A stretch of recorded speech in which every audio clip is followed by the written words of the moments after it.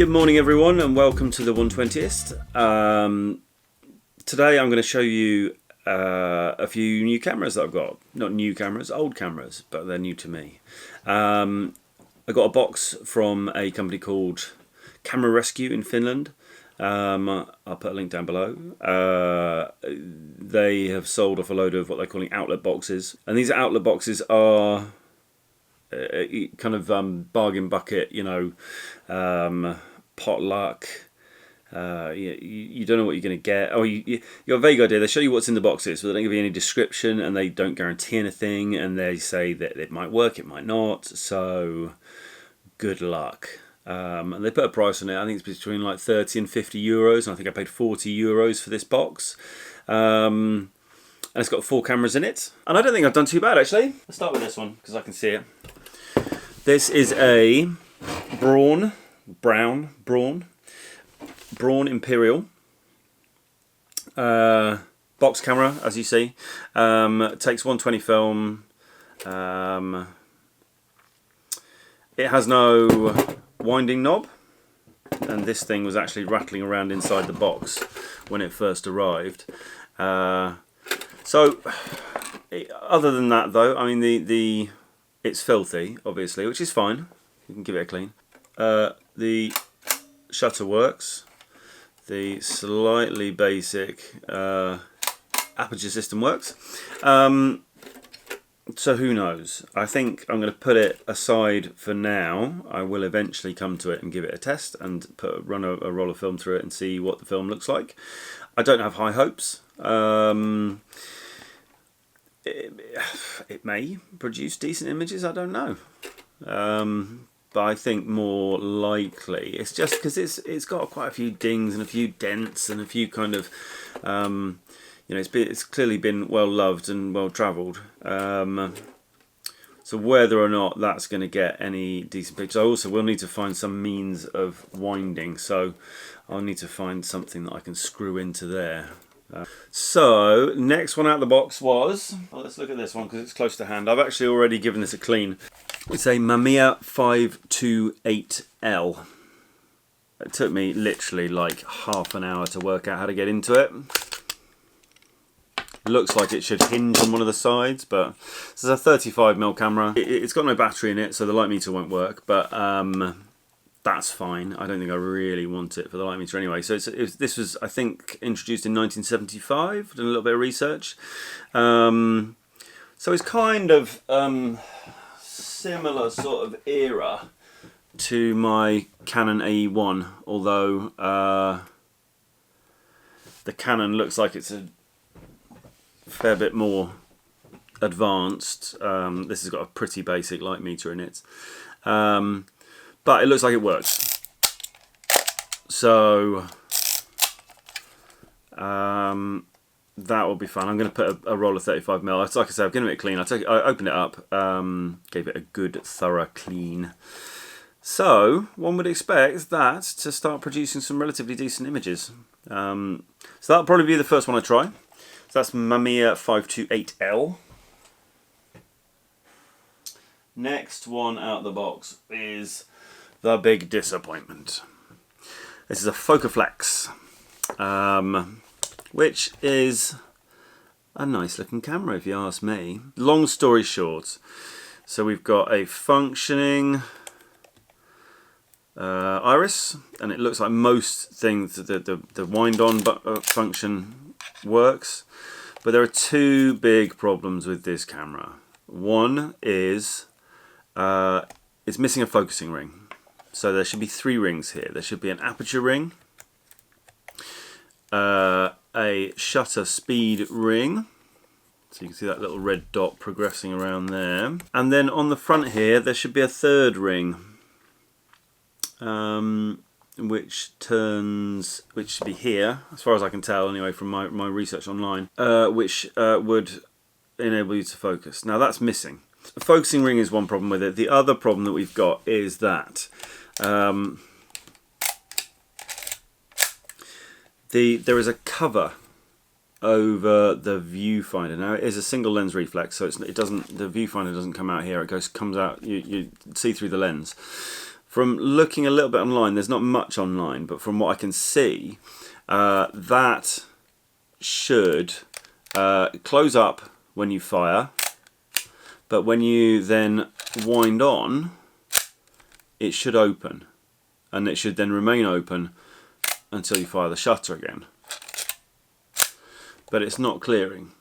So, two pretty major problems with this camera. So yeah, so I'll take it apart at some stage. I mean, right now it doesn't work. Right now it is completely worthless to anyone. So,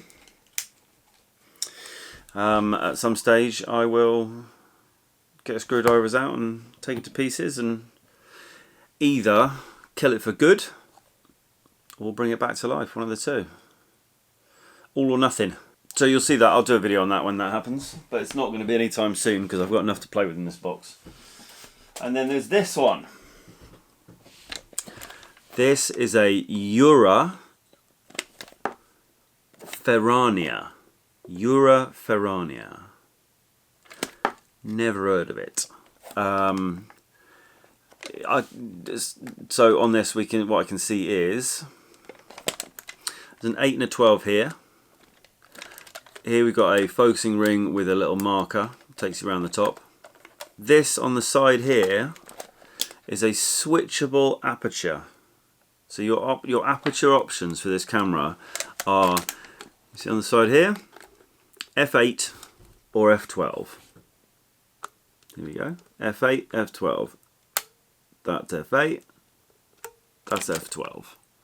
And what it does, I don't know if I can show you this, it basically, it's got a little, it looks like a kind of a washer on an arm that acts as basically a filter, so to reduce the size of the aperture. The aperture's fixed, can't change it. You flick that switch and it just brings in a ring like that just masks part of the hole. It's pretty crude, but obviously does something. It's a fixed shutter speed, 1/30th of a second. So essentially your options are, obviously you're going to put a film in it. It's a 120 film, which you wind here. You put a 120 film in, let's say you put in a 100 ISO film. You essentially then, the only exposure options you have are f8 and f12. So, I mean, I suppose you could use filters. There's no space for filters, but I'm not too sure how you're supposed to use it. No, but that's like that's not broken. That's factory. That's how it came. That's, you know, that's how the company made it. How EURA made it. And that's what it's supposed to be like. So now, interestingly, whenever you read anything online, there's all anybody ever quotes is oh, beautiful, simplistic styling, still looks trendy in a modern setting. Do you think it does? It's one of the most ugly cameras I've ever seen. Plus, it's horrific. I mean, I think this did I read 1965 or 1959 maybe that these were introduced, and it's just horrible plastic. It's really light as well. There's nothing to it. I think it's quite, for me, it's quite an unpleasant camera.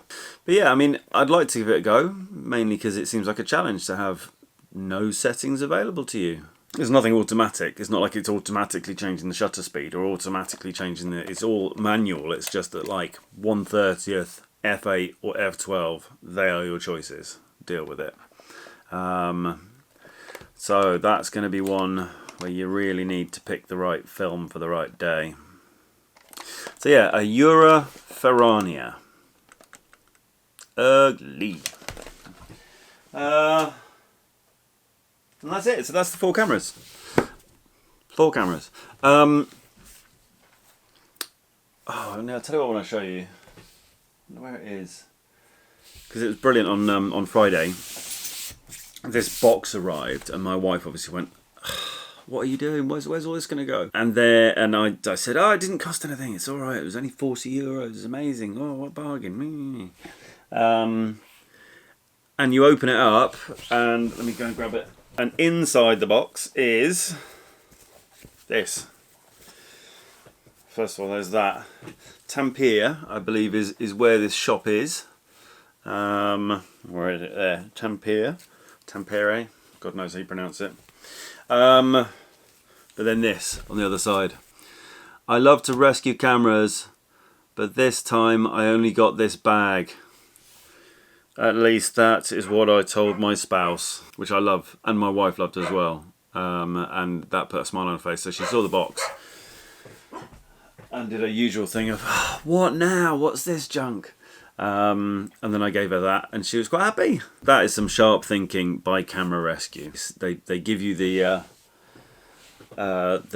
tools you need to calm down your wife after you've just spent €40 on a load of junk. Although my wife's not particularly fussed about the money, she's more concerned about the space in the house and all the crap that I already have. So, yeah, I mean, for a short period. So obviously I'm going to do some testing on these things. I'm going to tidy them up a little bit, fix them, see what I like, see what I don't like, and then I will sell on the ones that I am not going to use. So the MAMIYA 528AL, I have cleaned up. It's looking good. I'm not going to wait for a battery to try and use the onboard metering. I will just meter by hand and manually set the settings. So I'll run a roller film through that pretty soon, and I'll do a video on that when I do it. The rest of them, well, I guess this funny little plastic chap, he'll get a run out pretty soon as well. So watch out for those videos. Exciting. Thank you to camerarescue.org, and thank you to the camera store in Tampere, Finland. I don't know how to pronounce where you are, but exciting stuff anyway. Cheers guys, bye.